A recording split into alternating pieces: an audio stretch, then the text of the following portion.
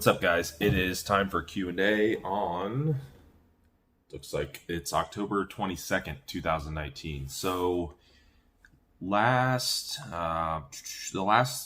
thread that I put up was anything health related. So most of these questions are health related, and also did a recent podcast with Dr. Scott Stevenson. We had questions on that. Not all of them got answered, so I might try to add some of those to this, depending on how long this runs. See if I can get some of those covered as well. But let's go ahead and dig right into it. So first question is, can you touch on CK levels? Any way to help keep them in range, or are they going to be high unless you take time off from training? All right, so CK is creatine kinase. It's a protein, it gets released into the blood from muscle damage, essentially. So, but it's not a specific marker. It could be muscle damage to your heart, sure, like if somebody has a heart attack, but it could also be muscle damage to skeletal muscle. So, I mean, it is literally going to be all over the board. It varies. So we know like liver enzymes, for example, they vary quite a bit, but creatine kinase varies even more than that. I mean, it will vary hundreds and hundreds of points. So, I mean, yeah, that's not a great marker. Now, if someone takes 2-3 days off training and their levels are still elevated pretty high, then, you know, that could be an indicator of something else. But just in general, it's just not a very good marker. If you're training and, you know, you have lab work the day after or even 2 days after, it's going to probably still be elevated. So just keep that in mind. But yeah, it is, like I said, it's just a general marker of muscle damage. There's other markers too. Like if you want to test like inflammation, for example, something like CRP-HS is good, though it isn't super specific, but it is a little more specific because it isn't really impacted by weight training as much. So, you know, that's something that you could measure. But yeah, CK is kind of a crapshoot, to be honest. Next one is Astragalus. I think that's how you say it. Astragalus effective for kidney health? What's appropriate dosage? Yeah, so in terms of like actually improving kidney markers on lab work, you're going to see different dosages, but you're typically going to see minimum of probably 8 grams. I mean, I've seen all the way up to 15 grams. You know, I don't know what, if any, long-term ramifications there are of running it that high, but I don't think there are any. You could probably go on something like examine.com and there'll be like some long-term safety information on there, but I've not seen any issues with 8+ grams for long periods of time. Normally like more like the 12 gram range. So, and yeah, that typically will improve kidney markers and kidney function. So yeah, but you need to run it high. So a lot of people will use it. They just don't use enough.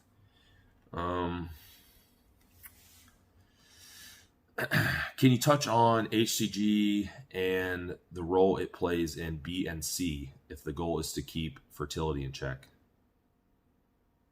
I'm honestly not sure what B and C stands for, fertility, so I don't know. Yeah, I don't know. Now, however, we have talked about HCG and just fertility protocols and stuff on, I believe it was the OPD podcast, so you can find it if you just scroll through the episodes there. It'll be on the topics. I'm not exactly sure what you're asking. But yeah, HCG is typically included in fertility protocols with something like HMG oftentimes. Is cruising at high physiological range, let's say around 1200 nanograms per deciliter, any more deleterious than a lower dose putting you in the mid-range of physiological? Well, here's the thing. Would being at a lower dose in the mid-physiological range be deleterious at all? That's the thing. Probably not. I mean, you think your body naturally, you're just really in normal range. So whether you're doing it through exogenous source versus an endogenous source, I mean, it's not really that much different.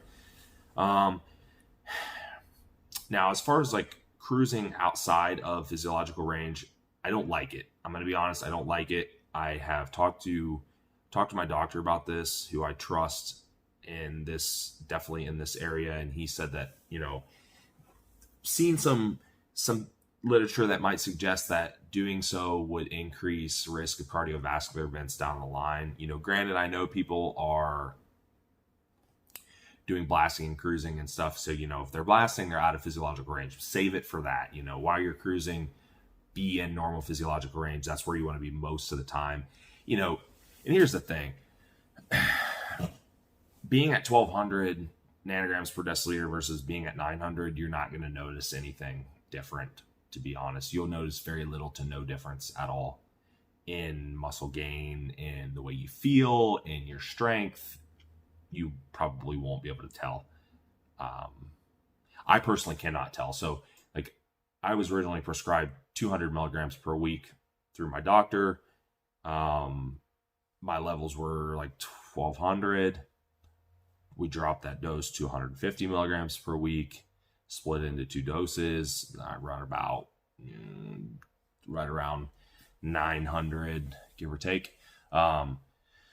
I've noticed no difference whatsoever, and most people don't. So just run it. If you're going to cruise, if you're going to do TRT, whatever, just stay in the mid to high physiological range, and you'll be fine. You're going to get you yield the same results that way anyhow. All right, so volume or frequency for a natty in his 40s. I'm not sure if they're asking volume and frequency, in terms of what the variable should be set at. I'm not sure. You know what? We actually talked about these variables on the podcast I mentioned with Scott Stevenson. So that comes out probably this week. It'll probably be out by the time I get this put up anyhow. So I would check that out. And we talked about kind of things to consider there, because it's not going to be the same for everyone. No matter what the research says, there's not going to be optimal for everyone. So I would suggest checking that out, and I hope maybe dial those things in a little bit better.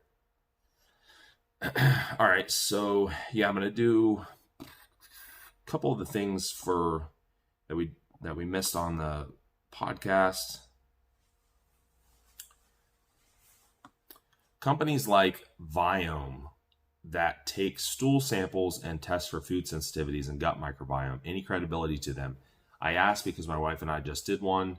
Still waiting on my results, but my wife got hers, and the info was... excuse me. The info that was given was pretty interesting. Showed foods that she should avoid and or just be limited, and other foods that were optimal for digestion, overall bodily functions.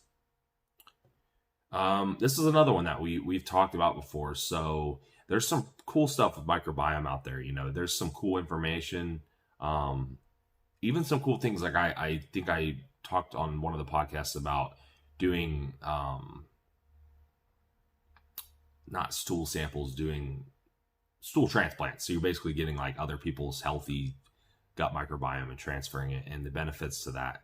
And even some experimental stuff on people with autism and things like that have done that and seen great benefits. So there's merit in all of this, of course, but the problem with a lot of these tests is they're just very vague, and there's so many millions and billions of different bacteria in this flora environment that it's just, these tests aren't going to tell you much. I'm trying to think of the one that I did. It was free. Actually, it was free for some kind of study. I can't even remember. I think it was Biome. I think it was Biome or Biome. It was one or the other. They just don't tell you much. I mean, I've had other clients mess with them, and they just really don't tell you that much. And a lot of food sensitivity testing is not accurate at all, to be honest. I mean, it might lend some insight. You can try it. It's something that, if it says to limit something, then try it and see if it helps. But there are different ways in food sensitivity testing to test things like IgG and so on and so forth. But I mean, but really process elimination is going to be number one. And as far as actually seeing what your gut microbiome is like, it's so complex that, yeah, a test might be able to tell you maybe it's bad or good in like a really vague sense, but it's not gonna give you much insight in terms of what to do with it. And I just don't think we're there yet. Again, I can't remember who I was talking to about this, but I just think we need more time. I think that this is going to be a viable type of testing eventually, but we just we're not quite there yet. So, but by all means, I mean, if you try the suggestions on the tests and it helps, then that's great, of course. Okay. Let me see here. I think we might have.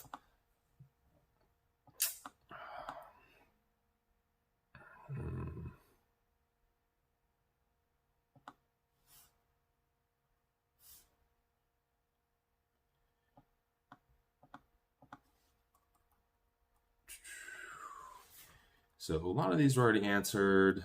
Peak week questions answered. Here's one I can throw in here. Very non-science question for the scientist, so that this one was for Scott, but I'll answer it, I suppose. Why does it seem that when I go to bed feeling the most bloated and distended after a cheat or refeed, that I wake up looking and feeling the leanest? Is it voodoo magic? Well, yeah, well, I mean, there's a lot of potential reasons for this. So depending on what you're eating, the food's just not digested. A lot of it's still in your gut. It's not digested and partitioned into the different spaces like muscle, glycogen, and intramuscular triglycerides, and so on and so forth. But by the time you wake up, it is. So that's why you look better. That's why you look fuller, because when you go to bed, it's just sitting in your gut. It's not, it hasn't fully digested yet. But that's why you're seeing a difference in the way you look. And if you're flat, of course, you're not leaner. It's just the fact that you're fuller, so the skin's tighter. That's all that you're really seeing. Maybe more vascular, but yeah, that's all. It's just mainly like digestion time. Larger meals going to take longer to digest, and that's really all you're seeing is the reason that you would go to bed bloated and then wake up not bloated and looking good. That's the most likely reason. Certain looks clients get on different peak week plans: backload, front load, fat load.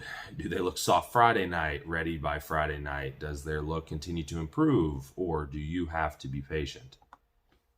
Good question.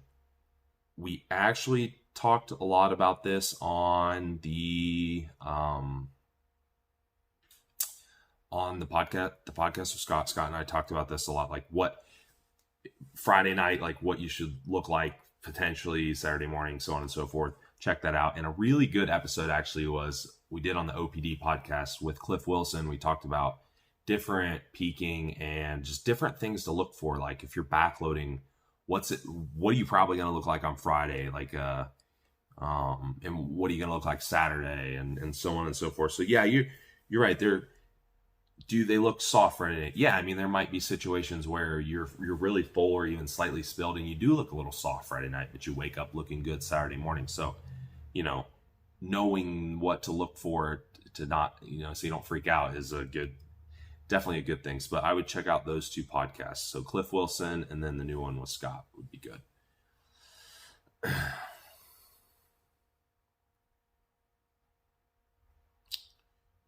Another one: best ways to maintain insulin sensitivity in off season. That is a big topic.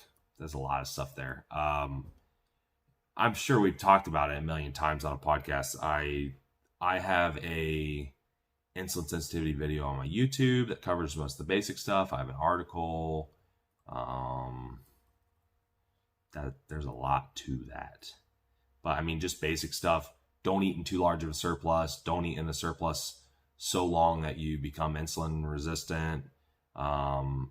Eat nutrients that digest well and don't cause inflammation in your gut. Sleep management, stress management, so you're not sympathetically driven and driving your blood sugar up and causing more insulin resistance.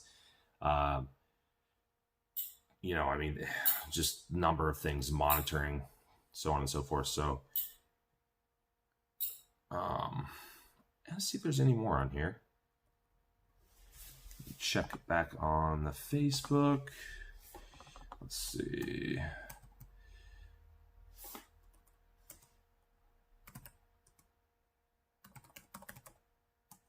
All right.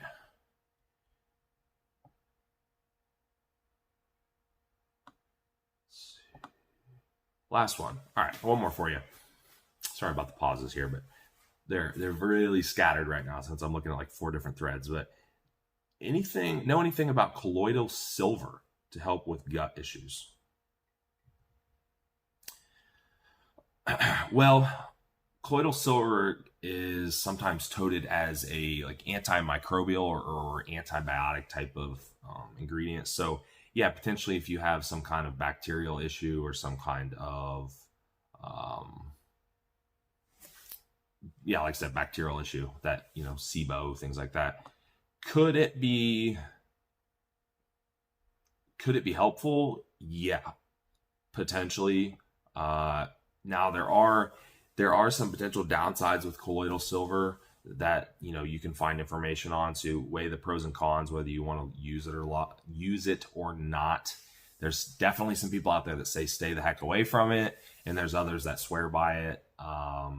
I'm not going to say one way or another, but yeah, it does potentially have some antimicrobial or antibacterial properties to it. So if in fact there is a GI issue related to one of those things that is bacterial, it could help for sure. But again, weigh your pros and cons as to whether or not you actually want to use it.